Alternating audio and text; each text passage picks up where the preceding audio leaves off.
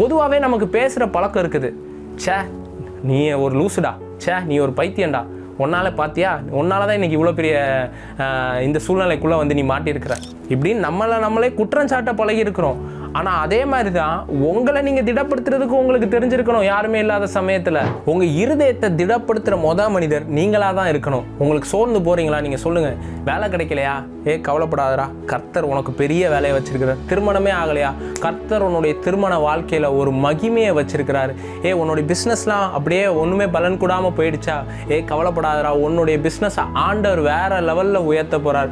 உன் மினிஸ்ட்ரியில் ஆளே இல்லையா? உன் மினிஸ்ட்ரி அப்படியே ஒன்றுமே இல்லாத மாதிரி போய்கிட்டு இருக்கா? உன்னோட மினிஸ்ட்ரியை ஆண்டவர் இன்டர்நேஷனல் லெவலில் தூக்கிட்டு போவார். எதுவுமே உன்னை சுற்றி ஒன்றுமே சரியாக நடக்காத மாதிரி இருக்குதா? அப்போ நீங்கள் சொல்லுங்கள், ஆண்டவர் இதை எனக்காக செய்வார், கர்த்தர் யாவையும் எனக்காய் செய்வார் அப்படின்னு நீங்கள் சொன்னீங்கன்னா நான் சொல்கிறேன், நீங்கள் உங்களை திடப்படுத்த ஆரம்பிச்சிட்டீங்க அப்படின்னு அர்த்தம். திடப்படுத்த ஆரம்பிச்சிட்டிங்கன்னா அடுத்து நீங்கள் அந்த சூழ்நிலையை விட்டு வெளியே வர ஆரம்பிப்பீங்க.